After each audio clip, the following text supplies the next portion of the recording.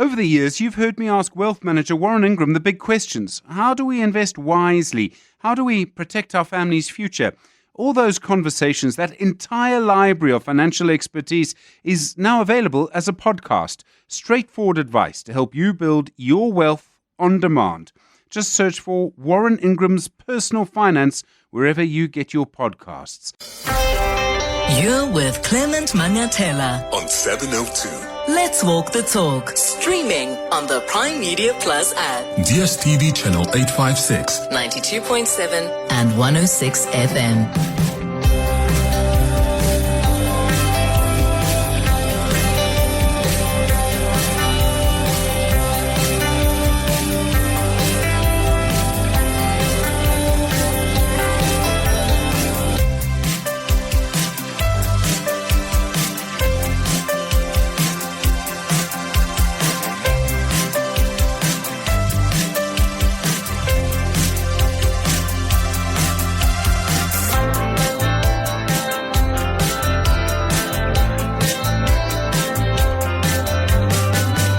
8 minutes after 9 o'clock. Dumelang. Happy Wednesday.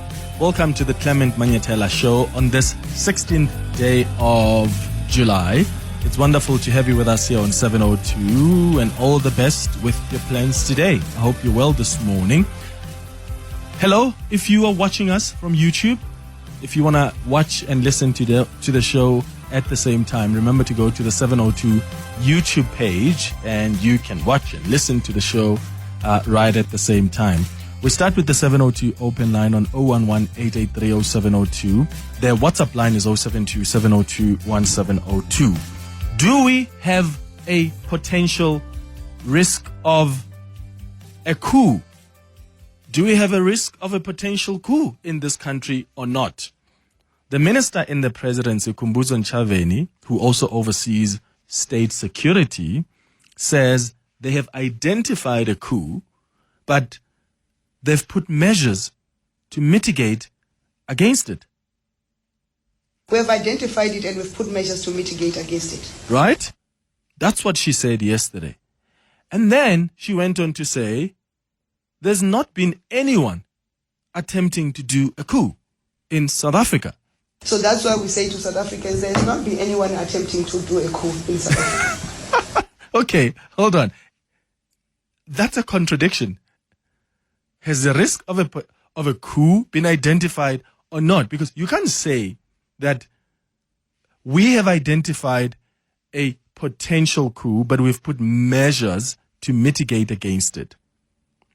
And then you say, we are saying to South Africans that there's not been anyone attempting to do a coup in South Africa. It's a contradiction. We've reached out to the office of the minister to try and get clarity, because if a potential coup has been identified, that's quite something, hey? And given the weaknesses in our security, in our state security and broadly, crime intelligence and our security apparatus, I worry about whether we even have the capacity to stop that in its tracks. But I also don't think that there is fertile ground for a coup, or that it would succeed with a constitutional democracy or constitutional democratic setup that we have.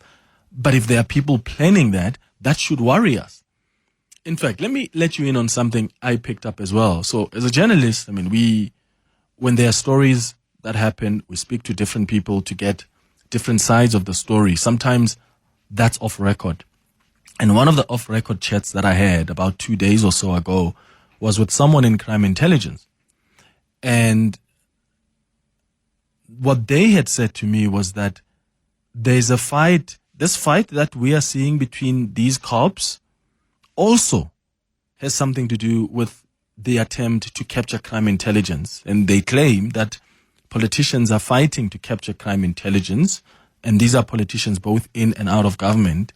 And one of the claims was that those out of government want to capture crime intelligence and create fertile ground to be in charge, whatever that means. And I'm having another off-record chat before the end of the week, in fact, with the politicians accused of trying to capture crime intelligence who are outside of government. But this fight in the SAPS is bigger than all of us think. And I hope this inquiry is going to reveal it all. Speaking of the inquiry, I interviewed Shadrack Sibiya on Face the Nation last night after he was instructed to take leave of absence. And he said some interesting things. So I'll play some of those clips for you from that conversation. But I'm interested to hear your thoughts about what the minister in the presidency had to say yesterday about the potential risk, or not really a potential risk, of a coup d'etat. 702 WhatsApp Clement on 072 702 1702. Morning, money major, Mwaku and Joburg. You know, Minister Nchabeni. Ay.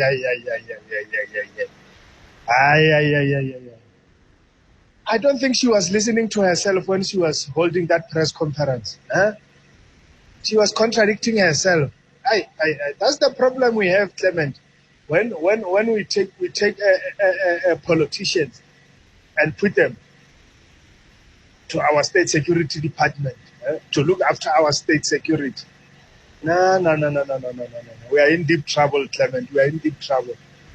A lot of things are happening in South Africa. Where is our intelligence? A lot of things are happening here in South Africa, but our intelligence is nowhere to be found. Anyway, have a great show. Mwaku and Joburg. Good morning, Clement. A potential coup, I think, something suspect there is something. If you check, there's been people who've always been saying, and constantly so, Ramaphosa must fall, Ramaphosa this, Ramaphosa that, and how those formations quickly jump to the bandwagon of after Nhlanhla Mkhwanazi.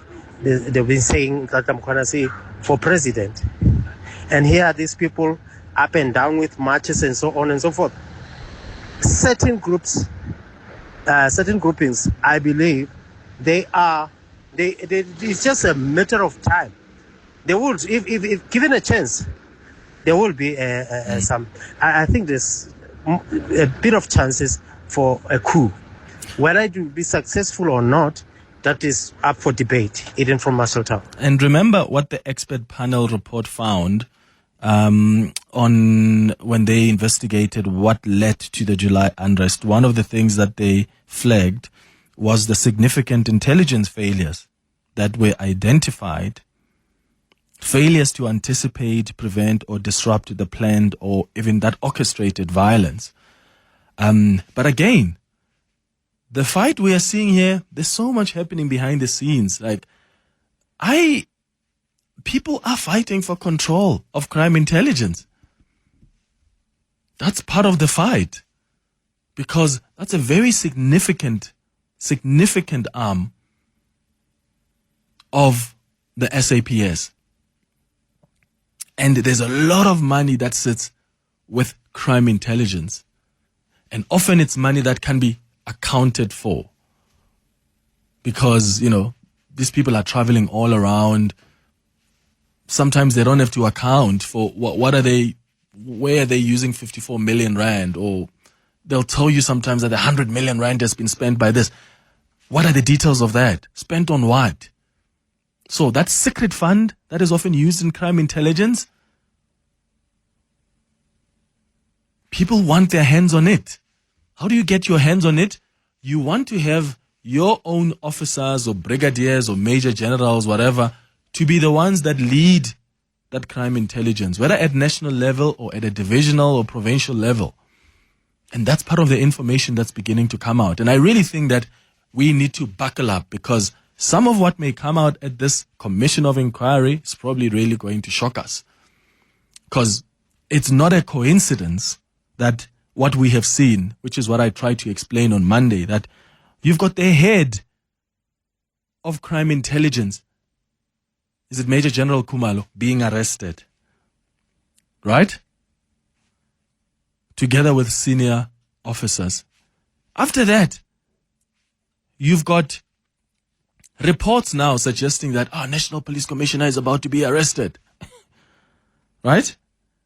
After that, you've got a press briefing that comes then, that then implicates the Minister of Police and the Deputy Police Commissioner, Shadrack Sibiya. And now, you're getting the National Police Commissioner suspending his Deputy National Police Commissioner. And now you're hearing that IDEC seems to be advancing in its investigation, apparently against the National Police Commissioner.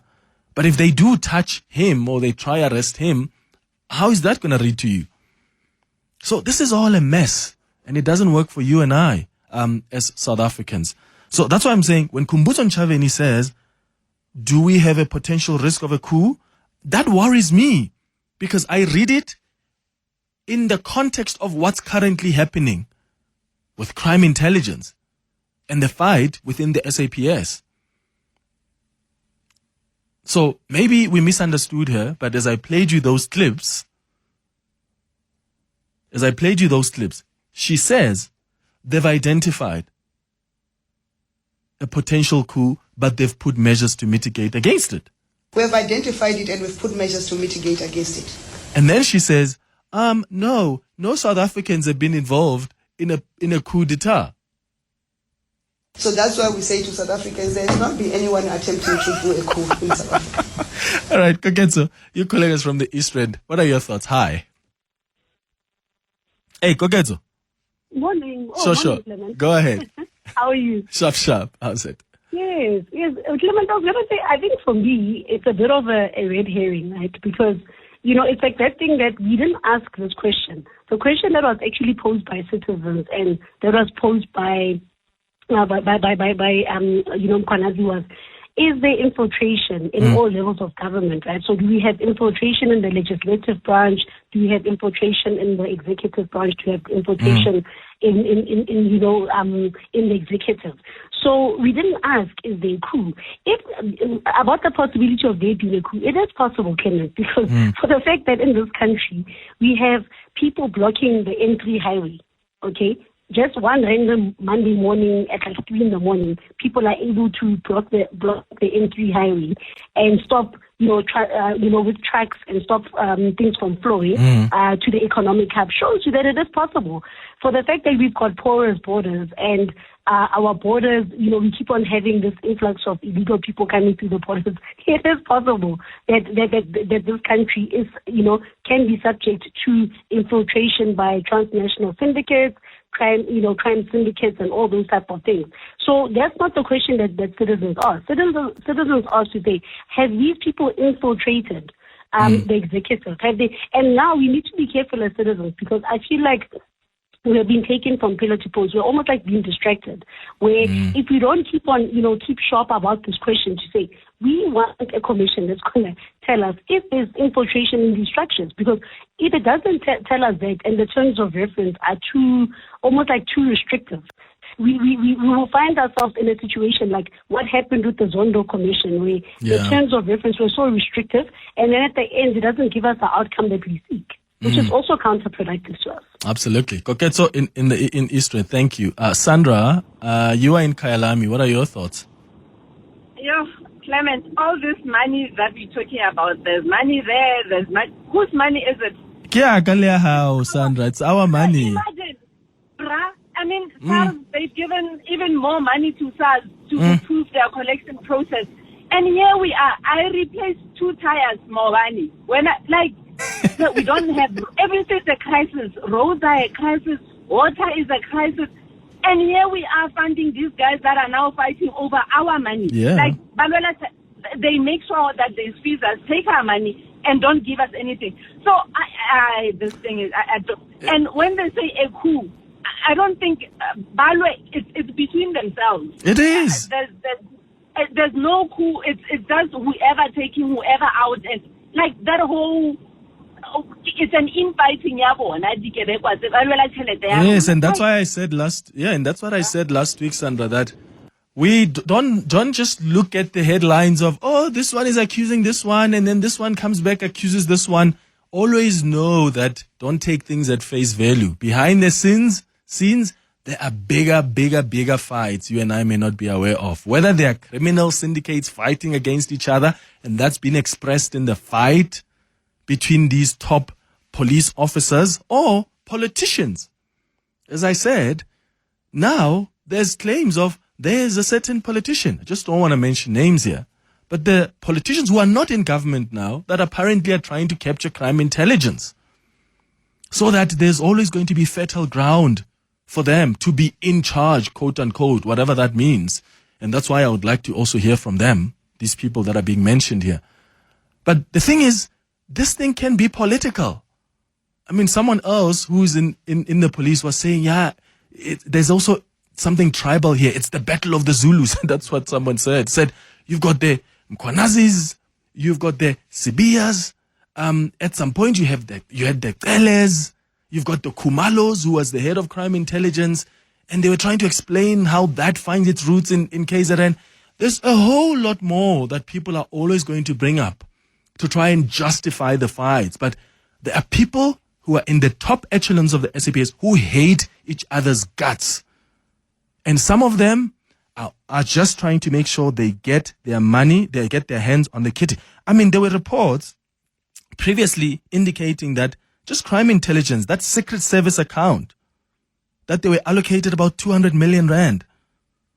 And these are people who can't really account for that money because they're supposed to be spies. These are supposed to be like, these are secret agents, so to speak. So you could very well take 10 million and say, no, I paid an informant. How do we account for that? And that's why it's important to capture this crucial aspect of crime intelligence, this crucial aspect of the SAPS, because once you capture that, once it's your person in there, you've got access to millions and millions of rands. Let's go to more of your WhatsApps. Hi, Clement, this is Fuem Tata. First time calling on 702. ANC iyahekisa. Indenza ndiheke, Clement. Minister in the presidency, if they've got a powerful intelligence in this country, why that intelligence can crack criminal syndicates? Why they can crack corrupt leaders? I pray that God can protect Mkwanazi, because Mkwanazi have enemies inside ANC. Ndivuka nalondo this morning that Mkwanazi one enemies inside the cabinet of the ANC. Let me stop there, Clement. Mm-hmm. But it's questionable what the minister and the president saying that there's a coup, whatever it is. It's questionable. Listen, anything is possible. Speaking of that, Shadrack Sibiya was on Face the Nation last night, and he accused General Mkhonazi of establishing a parallel investigation that interferes with the work that the inquiry announced by the president will do. Are you suggesting that the SAPS is doing its own investigation while this inquiry also begins to do its work? Well, there's a team that came from KZ and that is attempting to reach certain dockets and also obtaining statements. This is tantamount to a parallel investigation, irrespective of the fact that the president pronounced a commission that should be headed by a judge. Why go out of your way and conduct a parallel investigation when the president has made a pronouncement? Mm-hmm. So we can't act with impunity and we can't do things outside that what the president has pronounced. We must all act with the strictest discipline and with restraint. Yeah. So that's what he said to me last night on Face the Nation. He also apologized, by the way, to South Africans for the way that top leaders of the SAPS have been behaving.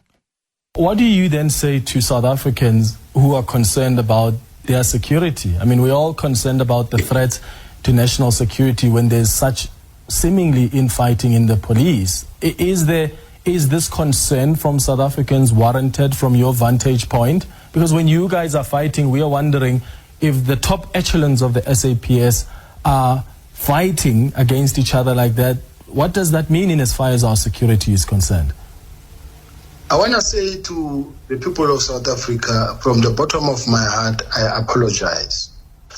I apologize for what we've all been put through. As much as I want to react or to respond, I'm advised to act also with restraint.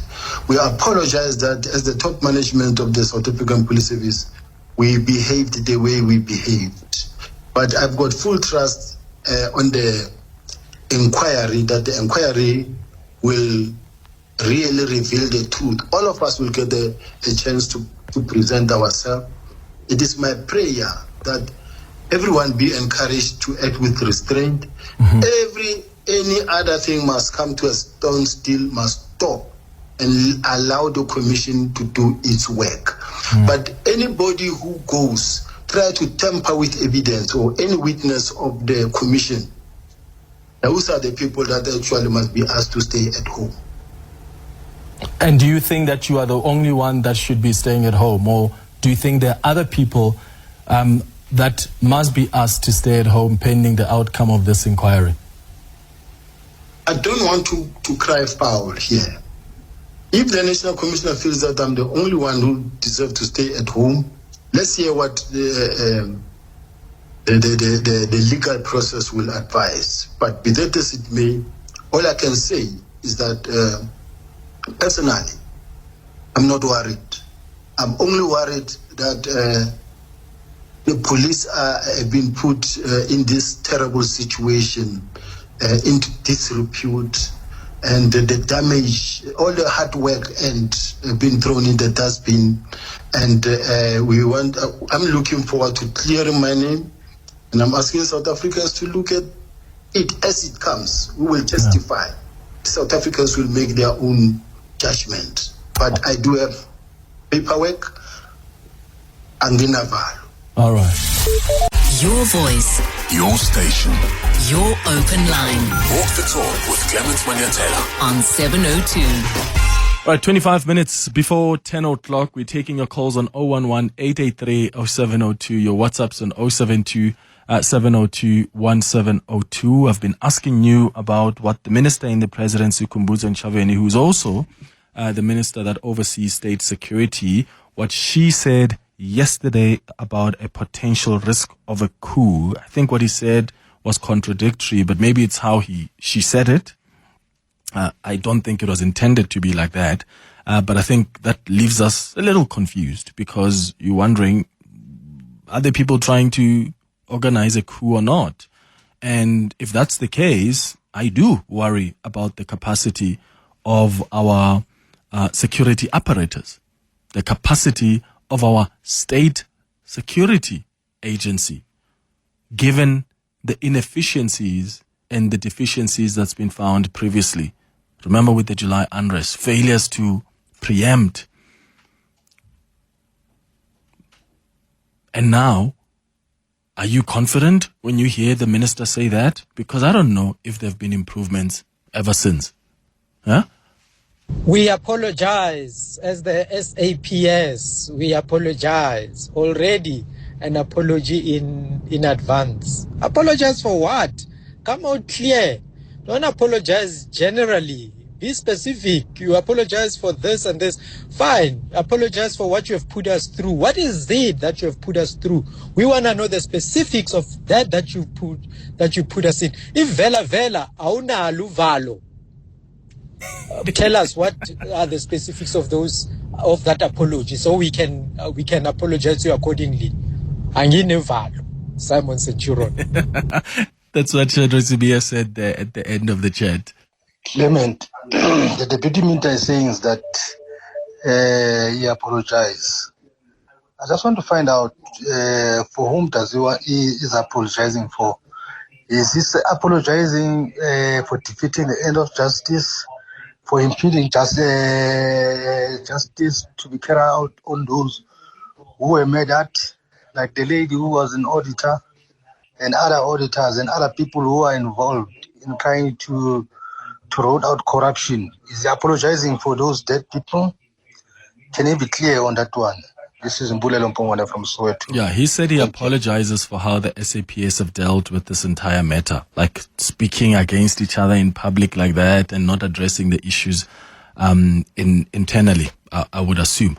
But I've just gone to my previous notes to check what the expert panel on the July unrest actually found. They had released a 154-page report back in 2022 on government's response to those riots. And I read all of that report, and I had put out notes here about what they had found. One of them was that that expert panel found that the police and intelligence services failed to do the necessary to protect life and property.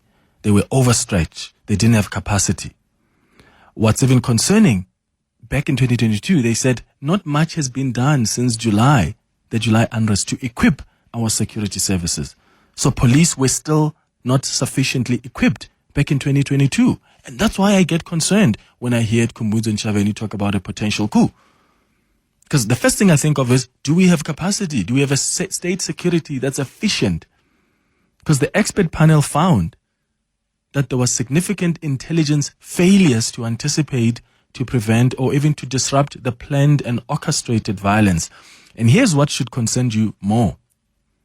What the expert panel report found. They said the ANC's internal contradictions and factions are partly to blame for what happened in July, and they affect governance matters. So the internal contradictions within the ANC are impacting negatively on governance matters and need to be resolved. I mean, when I read this recommendation, I thought, damn, this organization is literally taking us down with them. Because now they're fighting. Back in 2022, the panel says these guys are fighting each other, and that's expressed where? In the capacity, in governance, in the capacity even of these state security agencies. And that's why right now, when you hear of the fights in the SAPS, top management fighting each other, ask yourself serious questions about what are they? Are there politics perhaps behind? Are there factional battles that are still brewing and we're paying the price for it? My goodness. Marimech, Dumel Andile here. I think we are misunderstanding the minister, and let me try and come to her defense here. So when she's talking about that they've identified a risk of a potential coup, and then she obviously comes and say there hasn't been a coup in South Africa, what I think she's meaning is, as they're doing analysis on their side, they've identified that one of the other means of getting rid of a president is through a coup. Not to say that they know that there's a coup that is happening in SA. So they've identified that as one of the means, and they've put measures that should that risk ever arise, then they've got means of dealing with it. So it does not necessarily mean that there is one that is currently there, but just identify that there is a potential that if there's something happens, then they can do this. I think that's my understanding of it. Thank you. Okay, thank you for that. Maybe that's what she means. Because, I was a little concerned when I heard her say this. We have identified it and we've put measures to mitigate against it. And then I heard her say this. So that's why we say to South Africans, there has not been anyone attempting to do a coup in South Africa. Yeah, but hey, I suppose maybe she misspoke or we failed to understand. But thanks for that. It's 19 minutes before 10. Your voice. Your station. Your open line. Walk the talk with Clement Manyathela on 702. I saw a story in the Sowetan newspaper today that I couldn't believe. There's an Ekurhuleni teenager that was killed tragically over 2 weeks ago during a coming-of-age ceremony when a 68-year-old woman drove into a group of girls who were singing and dancing in the street, killing one and injuring another.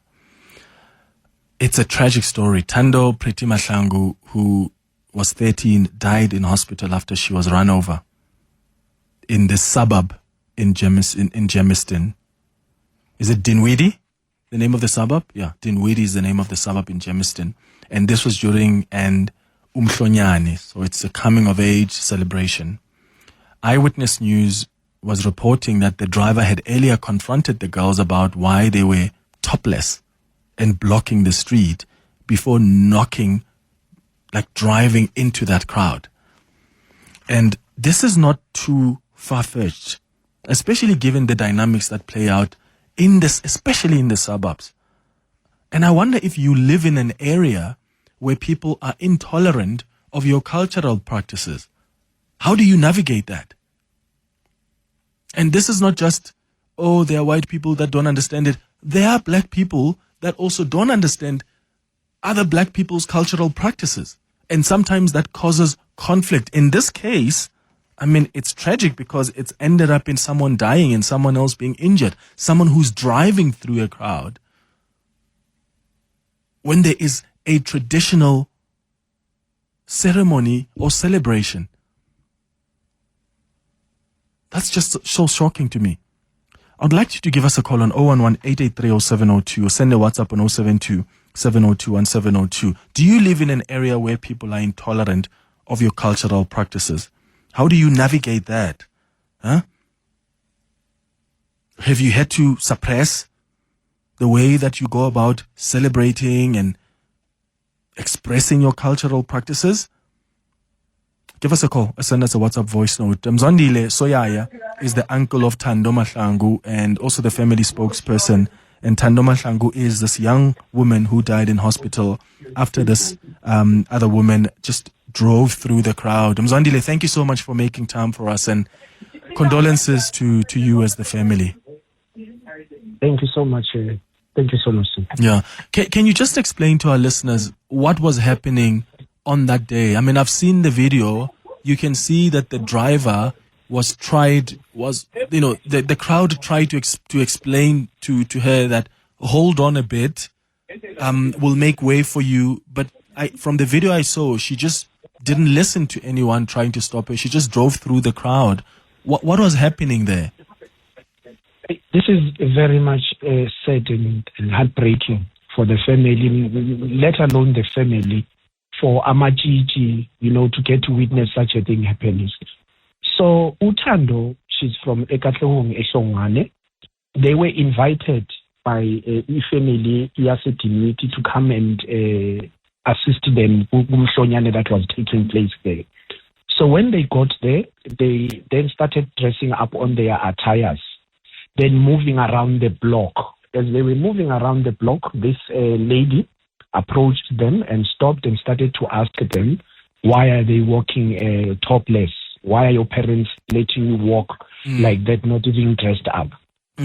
So they did explain to her what was happening, then she drove off. So now, as the ceremony was busy taking place and all of that, two cars approached first. They were able to make those cars to make a U-turn. Yeah. Then hers, as you've seen on the video, she was coming through. They tried to stop her. Then she just ran over the first individual that was trying to stop her. Sure. Then she drove on top of Upriti. When she drove up on top of Upriti, then again she reversed, then stopped on top of her as if she was standing on on a hump. Oh, then she drove off. Then they tried to chase her. Then as they were going up, there are some robots. Now she managed to pass through those robots, but the person who was giving chase was stopped by the traffic officers. But then she managed to go to the police station. Then they tried to take her to the nearest hospital, I think it's Petatoa. When they arrived there, they tried to give her assistance, but she did not make it. Oh, my goodness. So this woman drove through a crowd. She could see that she drove over someone and she didn't stop. She still just drove off. Yes, that's what actually transpired. But then when we went to the police station and when we were given explanations, we were told that she said she was fearing for her life. She felt that she was attacked, so that's why she drove off to the police station. Wait, but was she attacked during the time before she drove through the crowd, or she felt she was being attacked after she drove over over Pretty and injuring one other person?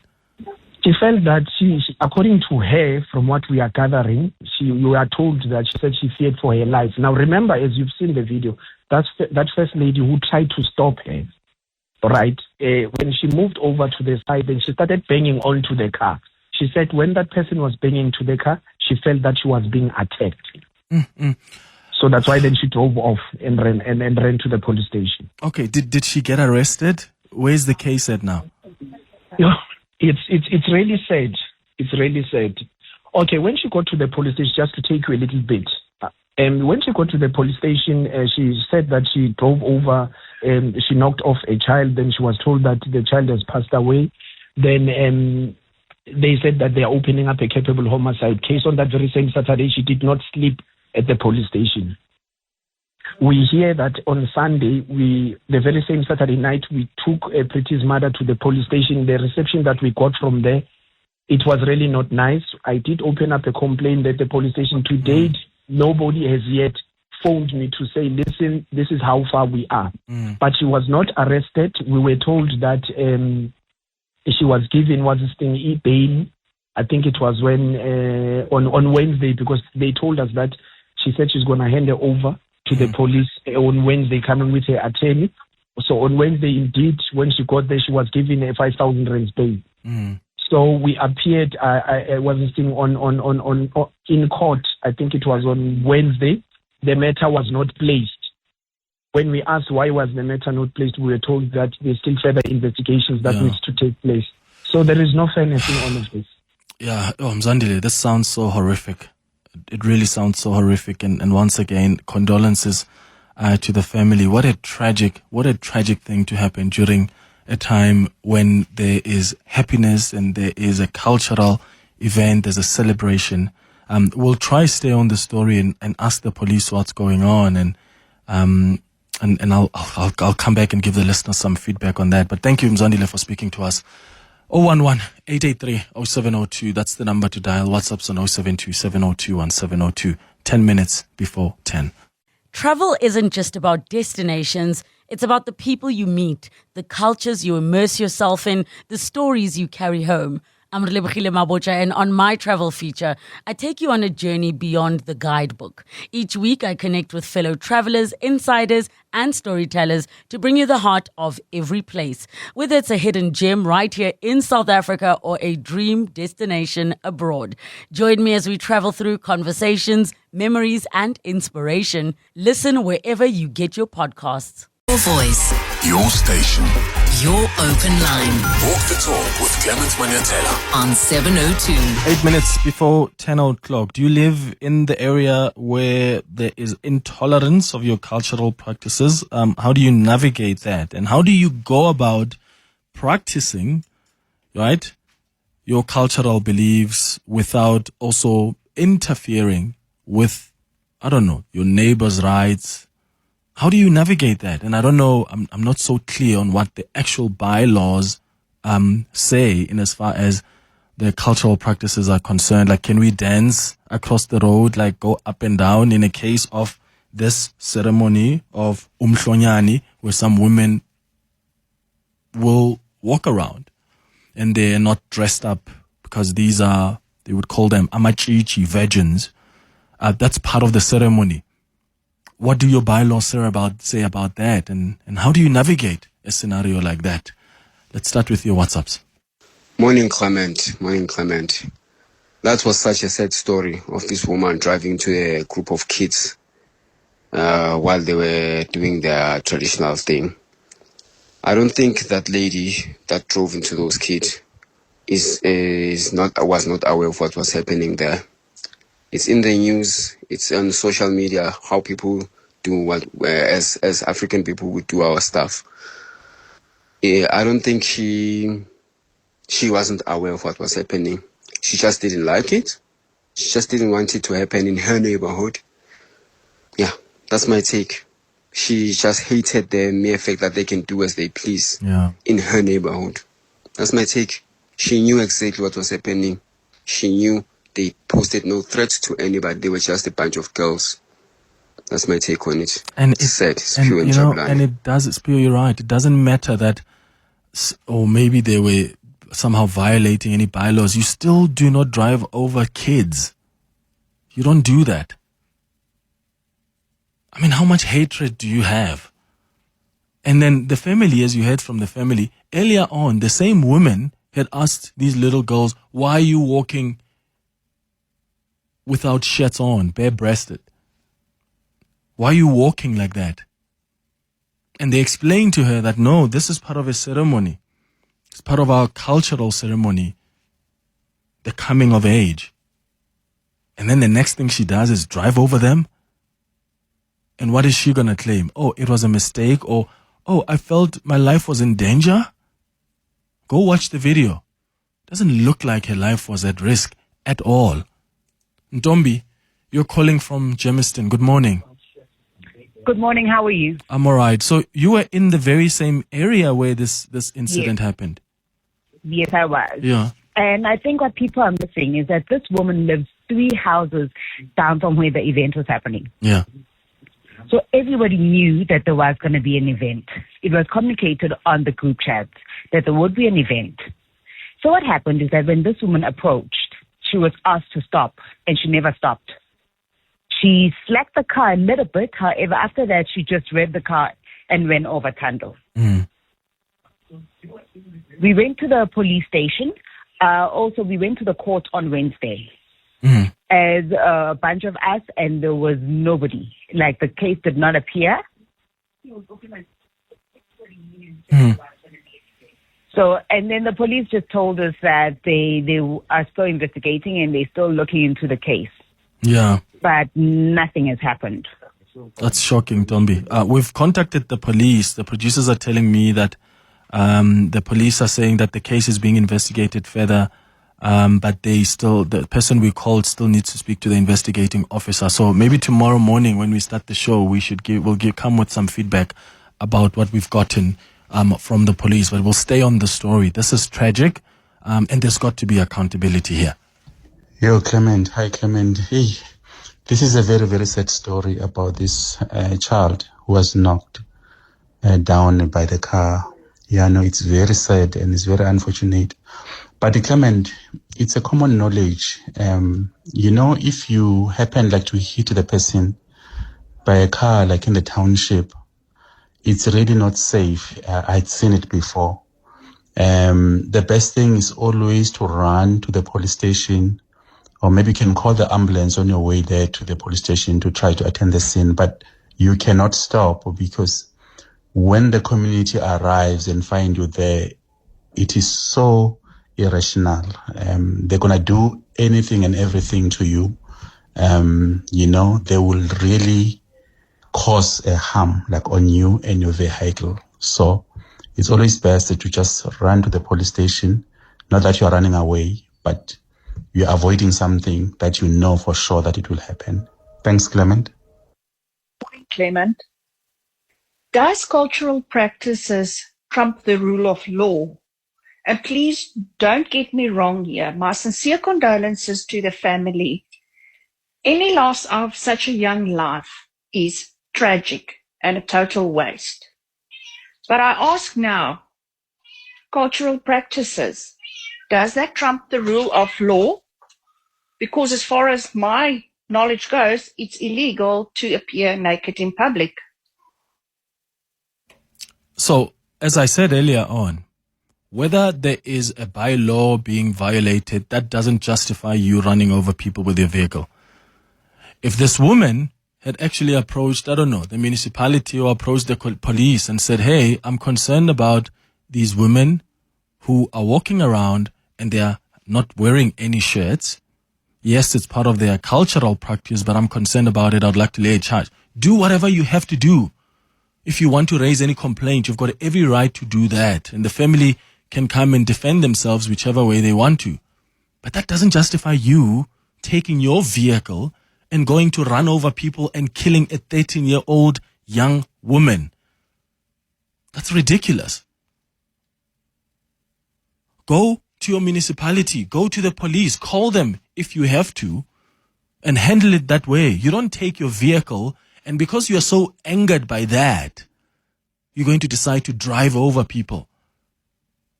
Now there's someone who's been injured, who could be critical, and there's a life that's been lost.